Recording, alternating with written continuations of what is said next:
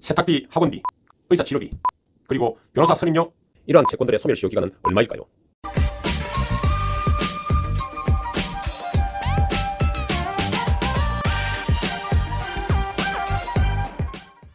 안녕하십니까. 김변TV의 김현성 변호사입니다.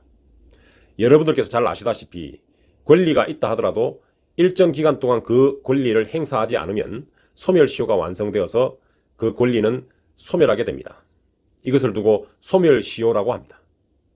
우리 민법을 보면 채권의 소멸시효는 10년으로 규정하고 있습니다.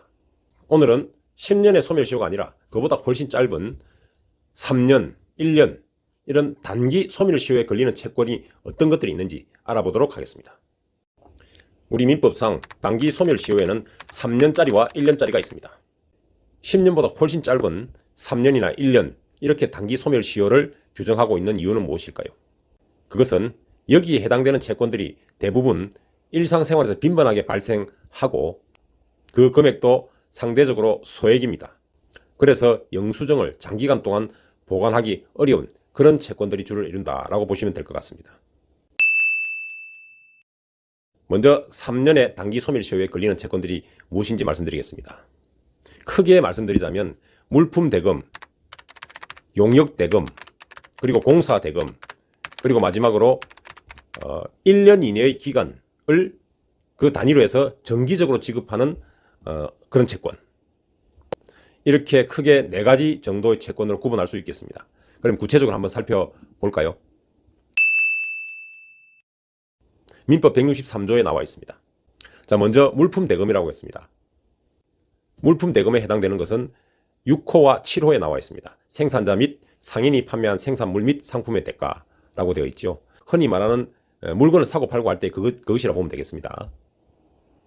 여기에는 전기요금과 통신요금도 해당됩니다. 전기요금은 우리 한전이 생산해서 판매하는 생산물을 대한 어떤 채권이죠. 그 다음에 통신요금의 경우도 통신사업자와 계약을 맺어서 통신 서비스를 받고 거기에 대한 대가를 지급하는 것이죠. 그래서 통신요금과 전기요금도 이에 해당된다라고 보시면 되고 3년의 소멸시효에 걸린다라고 알고 계시면 될 것 같습니다.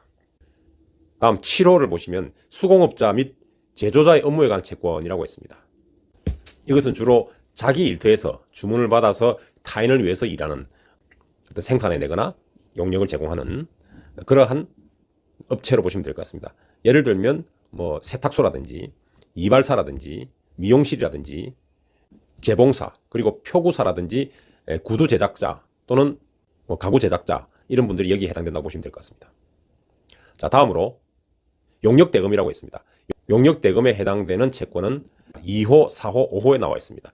의사, 조산사, 간호사, 약사의 치료, 근로 및 조제에 관한 채권. 이게 의료행위와 관련된 채권이라고 보시면 되겠죠. 예, 그렇습니다. 그래서 의사의 치료비도 여기에 해당됩니다. 다음, 변호사, 변리사, 공정인, 공인회계사 및 법무사에 대한 직무상 보관한 서류의 반환을 청구하는 채권. 그리고 변호사, 변리사, 공정인, 공인회계사 및 법무사의 직무에 관한 채권 되어 있습니다. 그래서 결국은 변호사 선임료도 여기에 해당된다라고 보시면 될 것 같습니다. 자, 다음은 공사대금이라고 했습니다. 공사대금에 해당되는 것은 바로 3호 도급받은 자, 기사, 기타 공사의 설계 또는 감독에 종사하는 자의 공사에 관한 채권 되어 있습니다. 그래서 공사와 관련된 채권, 예를 들면 인테리어 업자가 하는 채권이라든지 이런 것들이 다 여기에 해당된다라고 보시면 될 것 같습니다. 그건 주로 어떤 사업을 하는 공사와 관련된 사업을 하는 사람들에 관한 채권이다라고 보시면 될 것 같습니다. 일용직으로 노무를 제공하는 것도 공사 채권인데 공사와 관련된 채권인데 이것도 여기 해당될까요? 그렇지 않습니다. 일용직 노무 제공과 관련된 부분은 그 채권은 나중에 보게 되는 1년의 단기 소멸시효에 해당되는 것입니다. 자, 그러면 마지막으로 1호 볼까요? 자, 이자, 부양료, 금료, 사용료, 기타 1년 이내의 기간으로 정한 금전 또는 물건의 지급을 목적으로 하는 채권. 이것이 무엇입니까? 1년 이내의 기간, 한 달이면 한 달, 2달, 6개월, 1년 이런 식으로 1년 이내의 어떤 기간을 기준으로 해서 그때마다 1개월마다 또는 6개월마다 또는 1년마다 지급하게 되는 금전 또는 물건 이것을 목적으로 하는 채권이라 했습니다. 예를 들면 이자라든지 이자는 보통 한 달에 한 번 지급하죠. 그 다음에 금료, 월급이죠. 임금 이것도 한 달에 한 번 지급하죠. 이러한 것들이 포함된다고 보시면 되겠습니다. 자, 다음은 1년의 단기 소멸시효에 걸리는 채권들을 살펴보도록 하겠습니다. 주로 의식주와 관련된 채권이거나 또는 유흥, 즐기는 것이죠. 유흥과 관련된 채권 또는 공부하는 것, 일하는 것, 이와 관련된 채권들이 주로 여기에 해당된다라고 보시면 될 것 같습니다. 뭐 간단합니다. 의식주거나 또는 즐기거나 그렇지 않으면 하기 싫은 일을 하거나 공부하는 것, 이와 관련된 채권이 여기에 해당된다라고 보시면 될 것 같습니다. 민법 조문을 보겠습니다. 자, 164조에 나와 있습니다. 의식주와 관련된 것들은 주로 1호와 2호에 나와 있습니다. 여관, 음식점, 대석, 오락장의 숙박료, 음식료, 대석료, 입장료, 소비물의 대가 및 채당금의 채권, 그리고 의복, 침구, 장구, 기타 동산의 사용료의 채권이라고 되어 있습니다. 그래서 보통은 이제 외상값, 외상식대나 술값 이런 것들은 다 여기에 해당되고, 숙박료, 여관비, 뭐 그다음에 뭐 수리비라든지 운송비, 그다음에 입장료, 대여료, 사용료, 뭐 기타 이런 것들이 모두 여기에 해당된다라고 보시면 될 것 같습니다. 다음으로 즐기는 것, 유흥과 관련된 부분이 있다 그랬죠. 그것은 바로 3호에 나와 있습니다. 연예인의 임금 및 그에 공급한 물건의 대금 채권이라고 되어 있죠. 그래서 연예인의 임금과 또 그 물건과 관련된 채권들이 여기에 해당되고, 관련된 게 또 뭐 있습니까? 오락장도 있죠. 1호에 보시면 오락장도 나와 있죠. 그리고 뭐 영화관 가는 것, 즐기는 것이죠. 즐기기 위해서 어딘가 입장을 할 때 그 입장료, 이런 것들이 여기에 해당된다라고 보시면 될 것 같습니다. 다음 마지막으로 뭐라 그랬습니까? 일하는 것과 공부하는 것 관련된 채권이라고 했습니다. 그것이 바로 3호와 4호에 나와 있죠. 3호에 보시면 노역인이라고 되어 있습니다. 이것이 일하는 것이죠.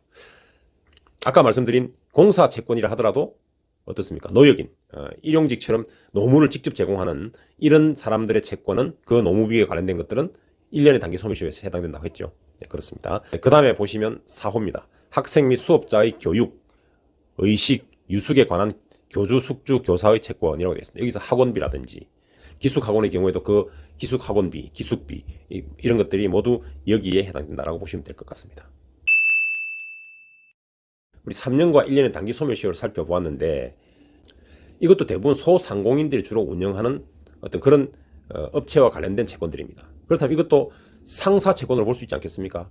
그래서 원칙적으로는 상행위로 인한 채권이기 때문에 상사 채권에 해당됩니다. 그래서 5년의 소멸시효 걸려야 되는 것이 아니냐라고 생각할 수도 있습니다. 이렇게 5년의 소멸시효에 걸리기도 하고, 또 3년이나 1년의 단기 소멸시효에 걸리기도 하고 할 때는 어떻게 될까요? 5년의 상사시효와 1년, 3년의 단기 소멸시효가 중복해서 해당될 때는 어느 것이 우선할까요? 단기 소멸시효가 우선합니다. 법률관계를 조속히 안정시키기 위해서 단기 소멸시효 제도를 두고 있기 때문에 그렇습니다. 그래서 1년과 3년의 단기 소멸시효에 해당되지 않는 그러한 상사채권이 있다면 그것은 5년의 소멸시효가 걸리게 되는 것입니다. 자, 여러분들 일상생활에서 주로 일어나고 있는 소액의 채권들, 소액의 채무들, 이런 것들은 대체로 1년 내지 3년의 소멸시효에 걸립니다. 혹시 지금 채권을 행사하지 않고 있다면 소멸시효가 완성되기 전에 빨리 챙겨서 권리 행사를 하시기 바랍니다. 오늘은 여기까지 하겠습니다. 도움이 되셨다면 좋아요와 구독, 그리고 알람과 댓글 환영하겠습니다. 다음 영상에서 뵙겠습니다. 감사합니다.